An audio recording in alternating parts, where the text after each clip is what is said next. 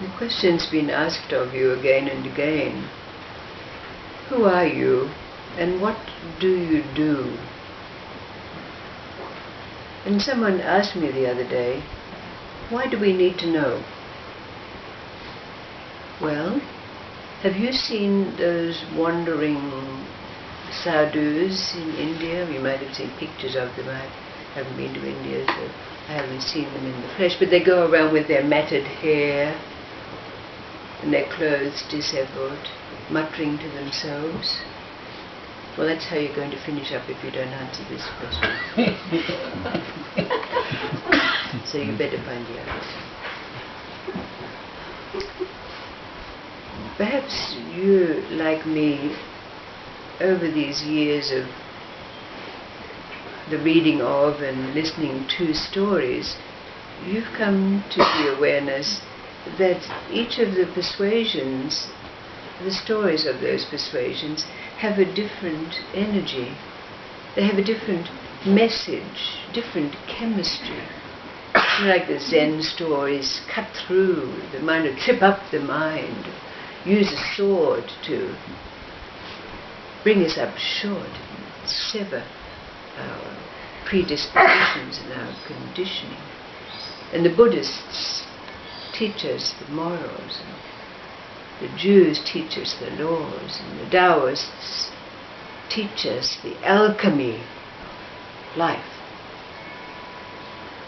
But it's the Sufis, for me, as I've discovered, that have embedded within their stories the answer to the question that we've been seeking.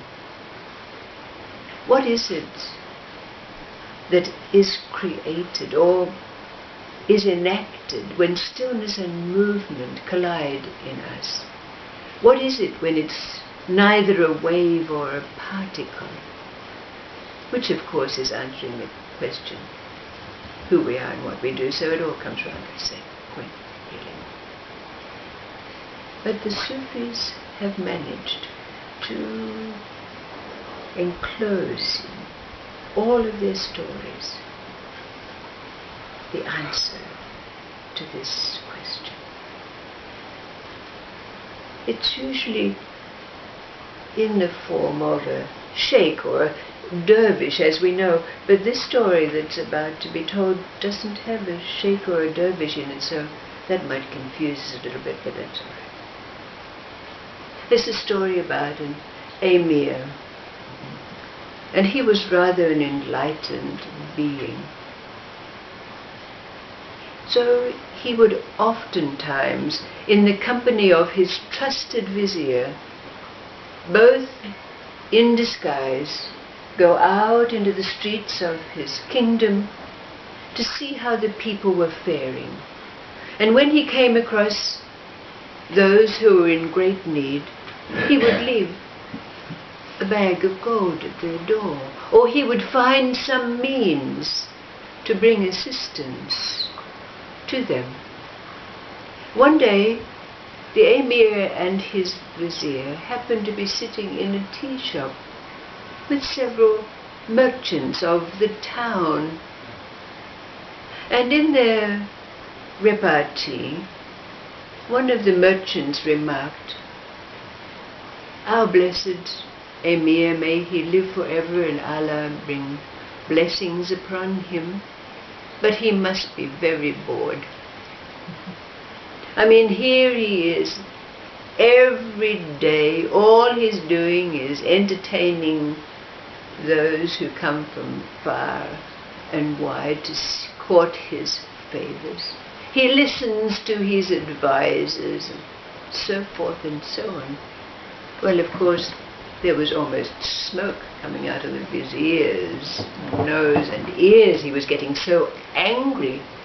But the Amir gave him a little signal to keep himself in check, and the Amir in conversation said to the merchant, "Well, what do you think the Amir should do?" And the merchant said he should get a trade. Well, everybody at the table laughed about that. The Amir with a trade. skill. And the conversation kind of fizzled out. But when the Amir and the Vizier came back to the palace, the Vizier was still very angry, and he said, "Master, would you like me to go and take care of those two fellows who talked about you so lightly at the tea shop yesterday?" The Emir said, "No, no, no. He gave me quite a thought," he said.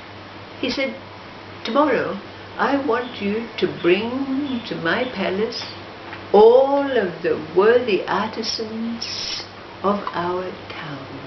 Bring me the saddle makers, bring me the tailors, bring me the woodworkers."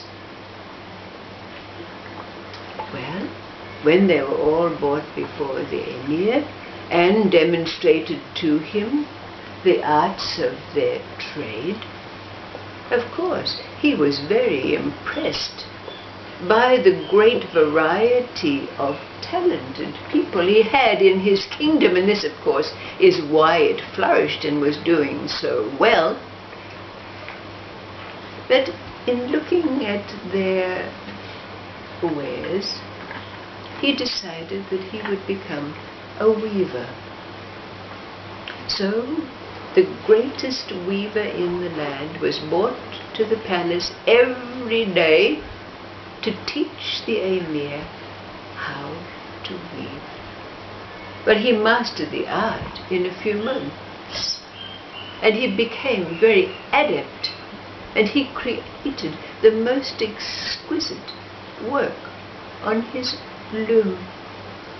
In fact, he had one particular pattern that he perfected, and that was so beautiful, a motif of flowers around the edge in silk.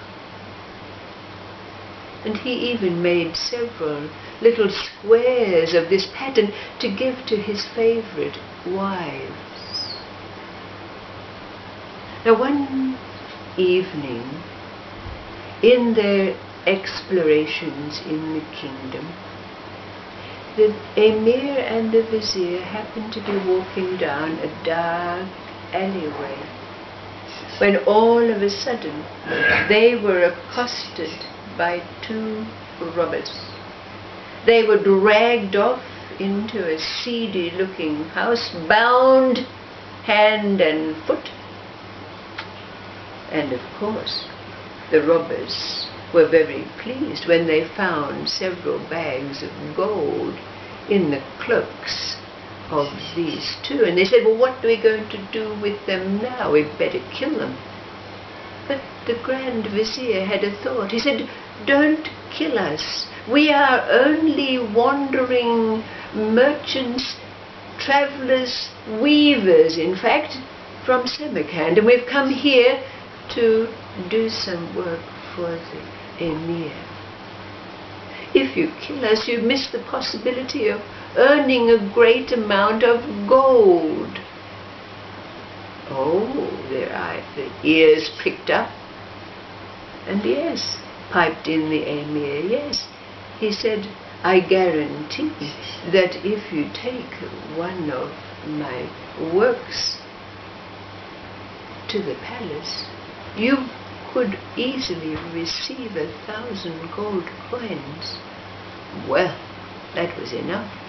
So the robbers returned the little loom that the Emir carried around with him and set him to work.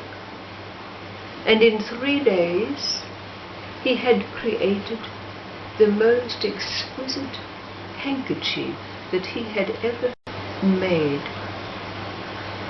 And he gave it to the robbers. He said, "You take this to the palace. You insist on being taken to the ladies in waiting of the queens. And when you ask for 1,000 pieces of gold, surely it will be given to you." So the robbers, now dressed in finery like travelling merchants, went to the palace and demanded to see the ladies in waiting. Well, when the handkerchief was taken to the queen, she immediately knew it was the work of her husband, and she was the only one who knew that her husband was missing. The secret hadn't been put out because they didn't want the populace at large to be concerned, but she knew immediately that this was from her husband, the Amir. So she told her lady-in-waiting to hand over the 1,000 pieces of gold to the robber, and to make sure that he was followed back to where he'd come, because surely that was where her husband would be found.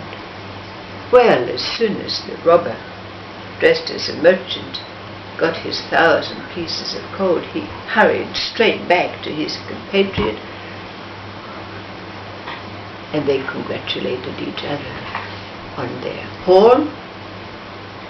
And the very next day, the Amir was put to work to make more of these handkerchiefs so that they could make a haul. And they said, well, of course, when he's made 10 and we make it that much money, we'll just kill him.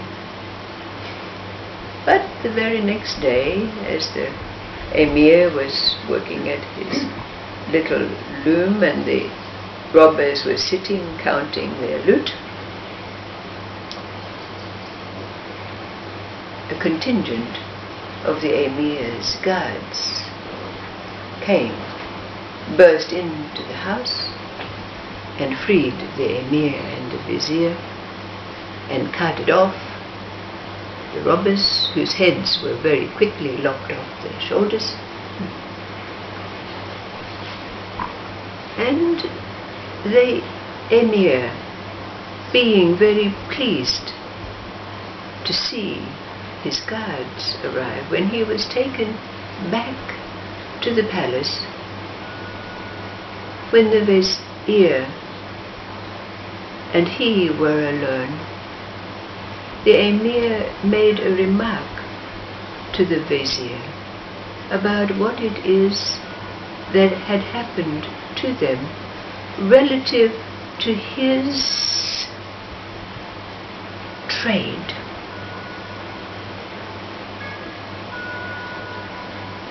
What would you say? How would you finish this story? How is this realization that comes to us when we know what we do?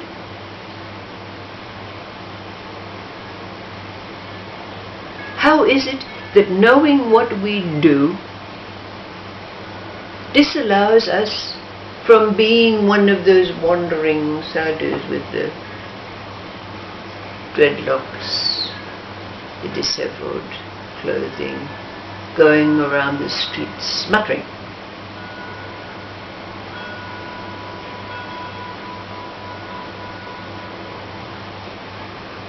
Because we know those sadhus are in that state, that perpetual state where stillness and movement meet.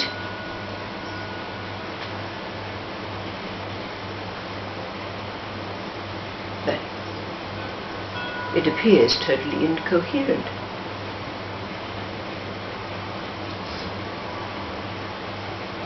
Of course, if you happen to get up close to them, if you can bear the smell, you might hear a few words of wisdom in their mutterings. But that's not it, is it? So, what about this story? It's not just in completing it in our own way, but understanding the working of the story itself. And it might give us a glimmer of how it is that we ourselves do without doing.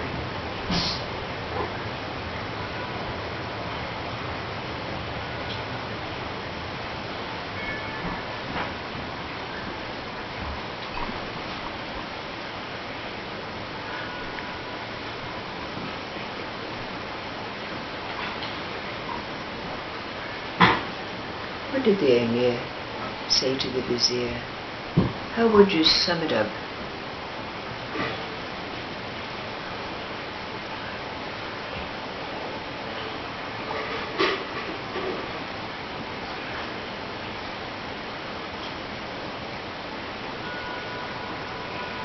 I'm so glad that I learned to be a weaver because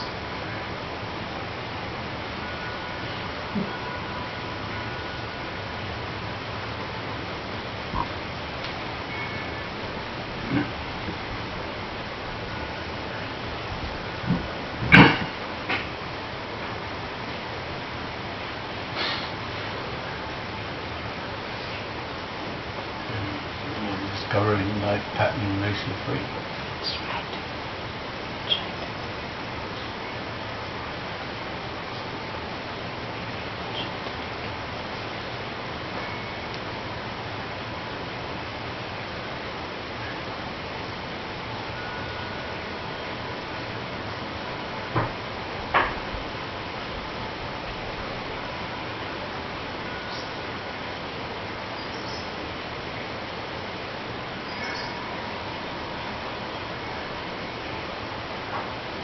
And some of the very greatest Sufi teachers were shopkeepers and weavers.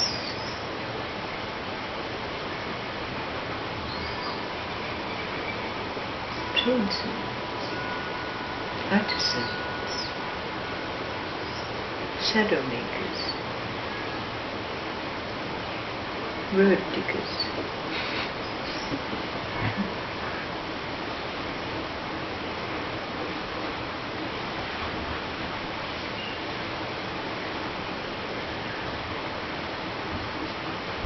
That because all the little things that they do are important.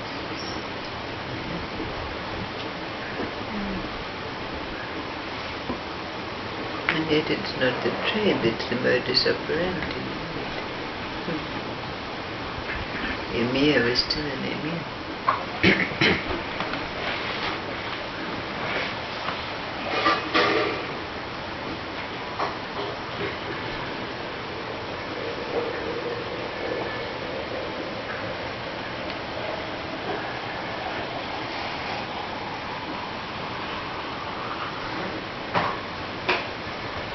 Next week's meditation on Sunday